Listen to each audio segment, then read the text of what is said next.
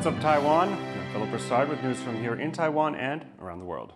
South Korean authorities have arrested impeached President Yoon over his short-lived martial law declaration, marking the first time the country's sitting leader has been detained.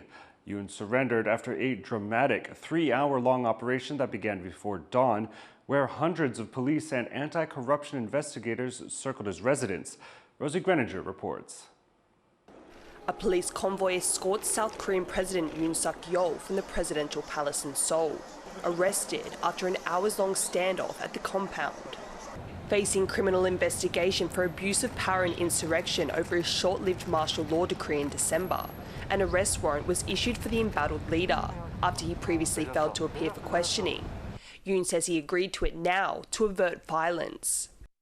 경호 보안 구역을 소방 장비를 동원해서 침입해 들어오는 것을 보고 불미스러운 유혈 사태를 막기 위해서 일단 불법 수사이긴 하지만 공수처 출석에 응하기로 했습니다.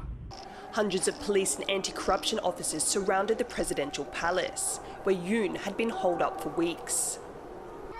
The officers attempted various ways to enter the compound, even at one point using ladders, before Yoon surrendered. Clashing with police, thousands of Yoon's supporters gathered outside the official residence, forming a human chain to attempt to block the arrest warrant's execution.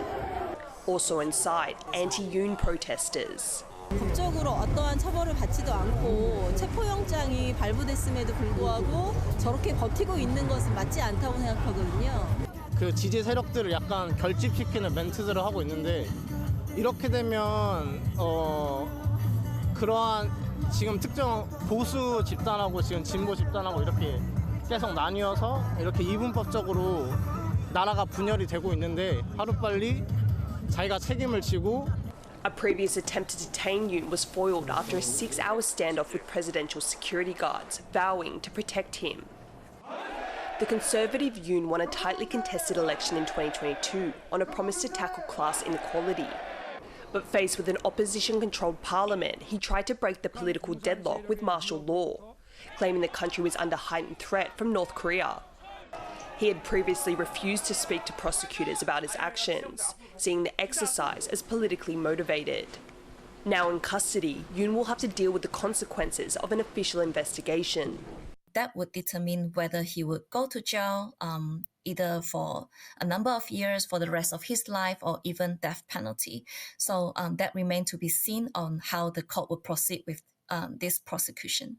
Yoon is also awaiting the decision of South Korea's Constitutional Court, now deliberating whether to uphold his impeachment. Suspended from the presidency, Yoon is being questioned at the Corruption Investigation Office. For many South Koreans, the first step to restoring order to a country plunged into political turmoil due to its leaders' actions.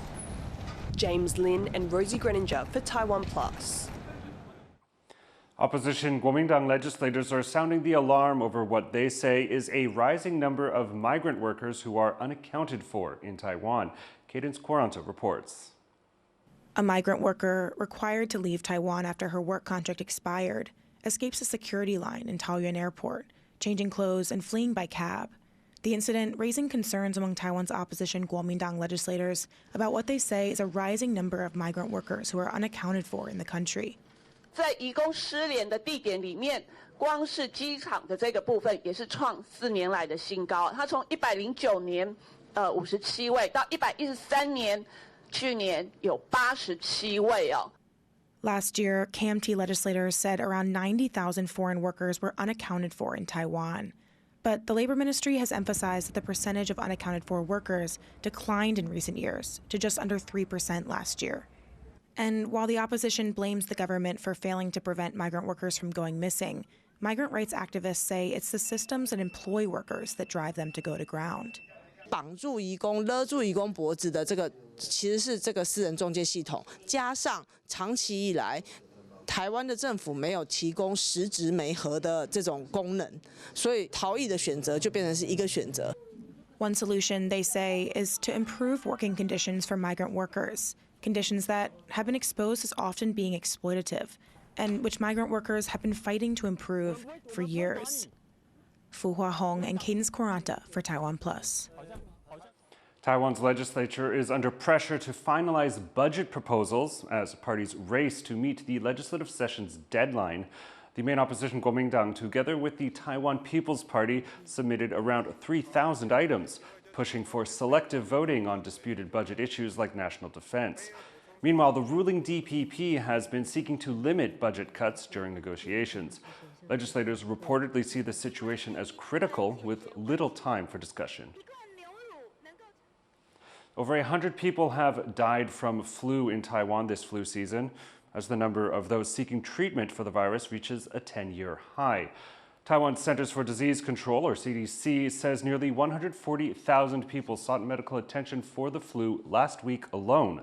Emergency room visits accounted for nearly 13% of these. The CDC expects the outbreak to peak around the Lunar New Year later this month and urges everyone, including healthy individuals, to get vaccinated, citing the recent death of an unvaccinated teenager. Former workers will get compensation for the suffering they say came from working at a U.S. company's former plant in northern Taiwan. But the workers' lawyers say the new court ruling may not be the end of a toxic chemicals case that's been moving slowly through the court system for decades. John Van Trieste reports. Compensation is on the way for workers who say they've suffered from exposure to toxic chemicals between the 1970s and early 90s. A new high court ruling awards more than $5 million to the remaining 200-odd employees of the former Taoyuan plant of the now defunct Radio Corporation of America. But this doesn't look like the end of a class action lawsuit that's been smoldering away for 20 years. RCA was a major electronics maker which chose Taiwan as a production site at a time of low wages and loose regulations. It was only after the company left Taiwan that the public became aware of the scale of the toxic pollution it left behind. Former workers say years of handling chemicals inside the plant has left them with cancer and other ailments, and that chemicals are also to blame for the early deaths of dozens of colleagues. 从我们的步伐可以稳健的到现在，已经是步履蹒跚。从我们的黑发到现在的白发，其中有些会员因为等不及就先走了。今天有了判赔，可是其实那个金额真的不高。 The new court ruling is the latest in a series of wins the workers have had since 2015, but it isn't a total victory. The court says the 222 plaintiffs had not suffered obvious damage to their health, just to their right of what it calls their physical integrity.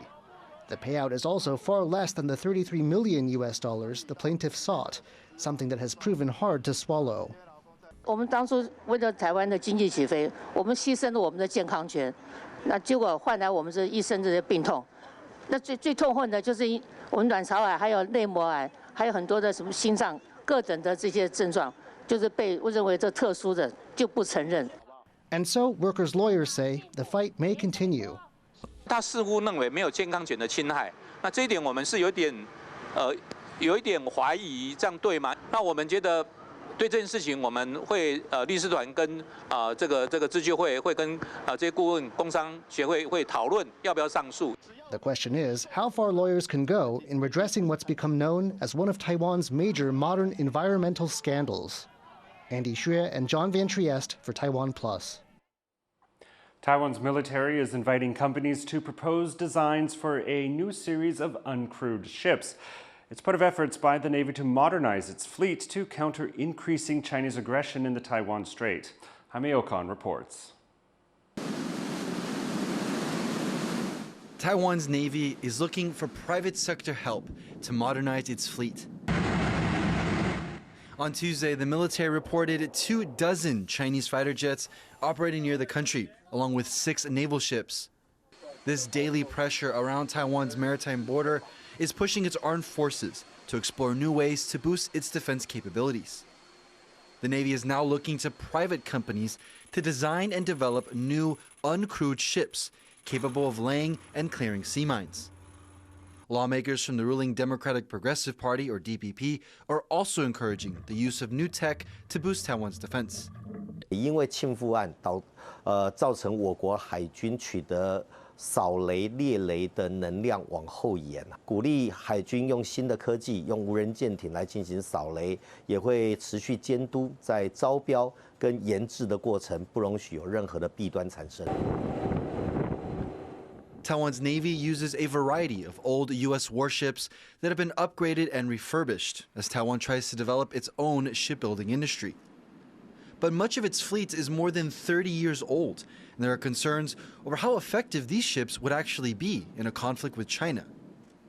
Analysts at Taiwan's government-backed think tank, the INDSR, say fewer ships and a shift to uncrewed vessels could be a good first step to modernizing the Navy. 你用也许数量少一点的船，就能够执行更长时间、更大范围的这样子的任务。它可以自动化操作的话，可能就要解决，就是说，例如它船只本身自己的可能是定位的那个能力，跟对于周边这个海况觉察的这样子的能力。But to truly modernize, observers say that Taiwan's Navy might need to change its strategy, shifting to weapons like sea mines that can disrupt an adversary and boost Taiwan's deterrence against Chinese ships. Sea mines are really challenging for any Navy to deal with because you have to locate them, you have to clear them. If a ship hits one of them, it's blocking the path. And the question then becomes for Taiwan is how do you very quickly deliver those mines when needed?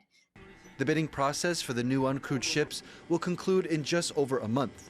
And for now, Taiwan's Navy awaits proposals from local companies to support its military modernization efforts. Fu Huahong and Jaime Okan for TaiwanPlus. Japanese startup iSpace has successfully launched its lunar lander from a NASA site in the U.S. This sends the firm on its way to becoming Asia's first private company to reach the moon. On the lander is also a Taiwan-made probe that's vying to make history itself.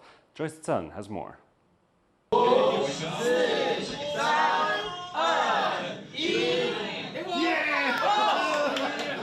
It's been all cheers here at the Space Science and Engineering Department at National Central University in Taoyuan, which is about an hour's drive from Taipei. Astronomy students and professors are celebrating the launch of an unmanned SpaceX rocket from Florida, which for the first time is carrying 2 lunar landers, which will take their own paths to the moon once it reaches orbit.